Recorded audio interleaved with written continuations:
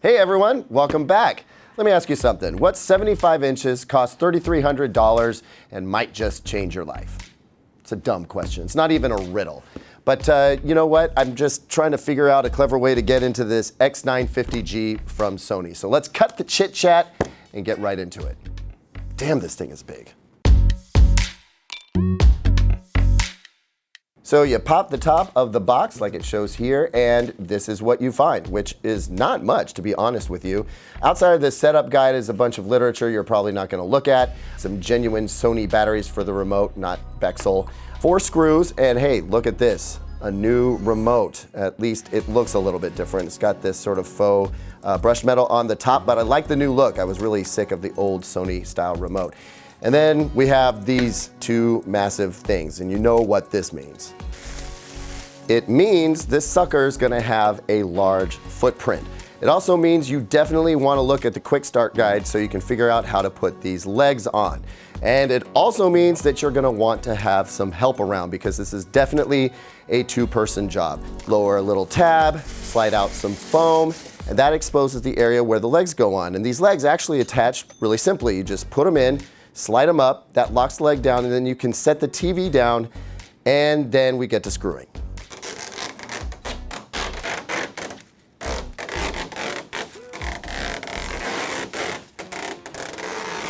Ta-da! We have a TV set up, and that really wasn't all that difficult, to be honest with you. The TV does not weigh as much as I thought it would. Anyway, so on the back, not a ton to see here. Very kind of plain looking back with a nice little glossy strip that you'll never look at because it faces the back of the wall.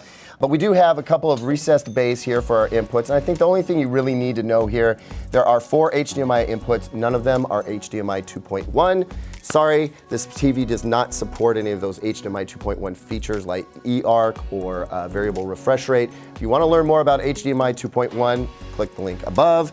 And then we've got some, nice sturdy legs with a little bit of cable management opportunity. You can route them down through here to hide them if you want to. Oh, and don't forget to plug it in. Oh, hey, one more thing. Almost missed this. Here's your onboard controls wrapped way around the back of the TV.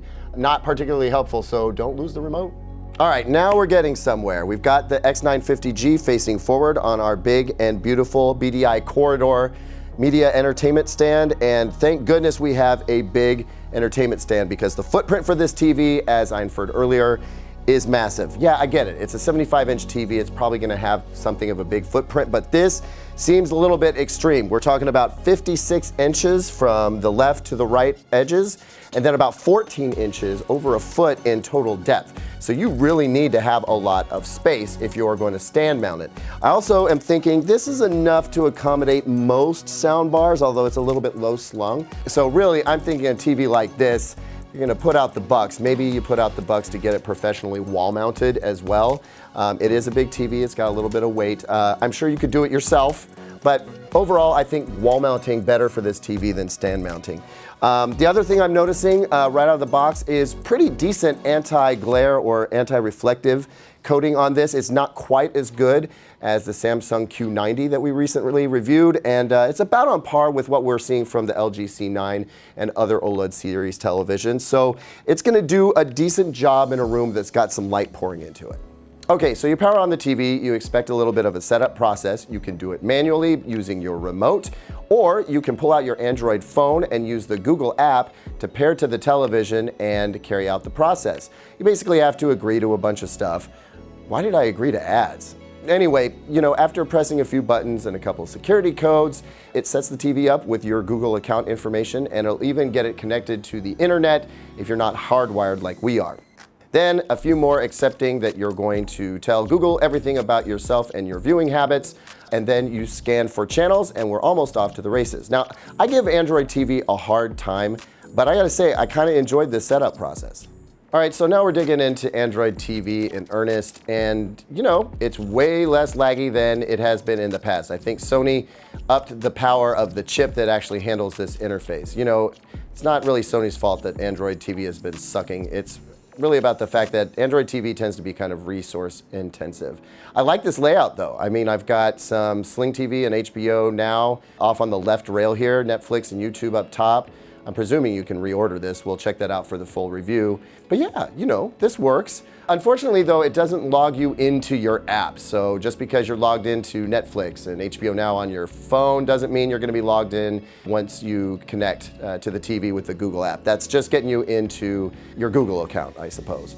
All right, so let's get into the settings. Now, Sony did make some changes this year to the names of the picture presets that they have. So by default, it's gonna be in the standard mode. We're gonna change that. You basically get Vivid, Standard, Cinema, and Custom, where you can go in and make some of your own settings adjustments. I'm going to recommend Cinema as the starting point because that's gonna be the most accurate setting outside of the box. Let's pop into advanced settings, and I'm just gonna go straight down to motion. By default, motion flow is set to a custom mode where you've got barely any influence on the smoothing of the picture at all. You can turn this off entirely, or you can leave it on an auto mode. I tend to like to turn it off. But I will say that if you turn it on and you keep these settings low, you'll avoid most instances of soap opera effect. You may also want to pop into the clarity section here. Don't mess with the sharpness. It's fine where it's at. Juicing it up will actually introduce noise. As for the reality creation, it's on auto by default. You can choose manual or turn it off entirely.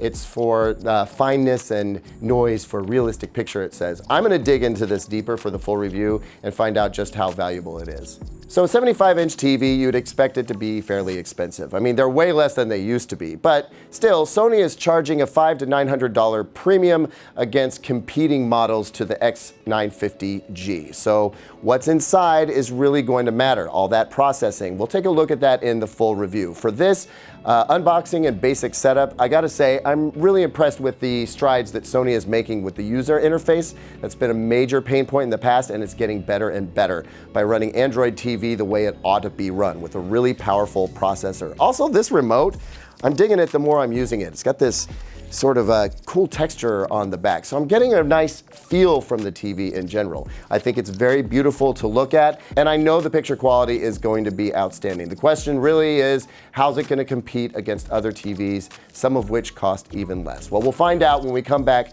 for the full review. For now, know that I'm very excited about this TV, and I can't wait to share more with you.